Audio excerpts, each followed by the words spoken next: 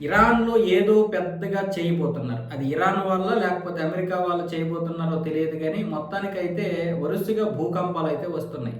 ఇవి సహజ సిద్ధమైనటువంటి భూకంపాలు కాదు అని విశ్లేషకులు చెప్తున్నారు. ఇప్పుడు బందర్ అబ్బాస్‌కి 74 కిలోమీటర్ల దూరంలో రిక్టర్ స్కేల్‌పై 4.1 తీవ్రతతో 10 కిలోమీటర్ల లోతున ఒక భూకంపం వచ్చినట్లుగా అయితే చెబుతున్నారు. ఇంతకుముందు ఒక భూకంపం వచ్చింది. ఇప్పుడు కూడా ఒక భూకంపం వచ్చింది. అయితే ఈ భూకంపం రావాల్సినటువంటి పరిస్థితి ఇప్పుడు కాదు. వాతావరణం కూడా కాదు. ఇదంతా కూడా అమెరికా క్లస్టర్ బాంబులైనా వేసుండాలి.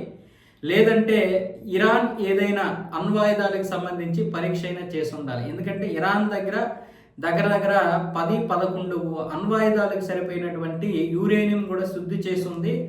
ఆ శుద్ధి చేసినటువంటి యురేనియంతో 10, 11 బాంబులు తయారు చేయొచ్చు అన్న అంతర్జాతీయ నివేదికల ప్రకారం ఆ విధంగా ఏదైనా సరే ఒక ప్రయోగం చేసి ఒక ఇజ్రాయెల్ మీదో లేకపోతే అమెరికా మీదో ఏదో మొత్తానికి ప్రపంచ నాశనం కోరుకునే విధంగా ఇరాన్ పెద్దగానే ప్లాన్ చేస్తుందన్న విధంగా ప్రపంచ విశ్లేషకులు అయితే చెబుతున్నారు. దీని గురించి అమెరికా అయితే మాత్రం ఎక్కడ ఒక్క ప్రకటన కూడా చేయలేదు. కానీ ఇది ఒక భూకంపం అయి ఉండొచ్చని యుఎస్కి చెందినటువంటి ఆర్కియాలజీ అయితే చెబుతోంది. దీని గురించి అమెరికా ఎటువంటి ప్రకటన చేయలేదు. కానీ యుఎస్ జియోలాజికల్ మాత్రం ఇది భూకంపమే అని చెబుతోంది. మరి ఇది భూకంపమా లేకపోతే ఇంకేమైనా అణ్వాయుధాలకు సంబంధించినటువంటి పరీక్షల అన్న విషయం ప్రపంచం అయితే అనుమానంతోనే చూస్తుంది.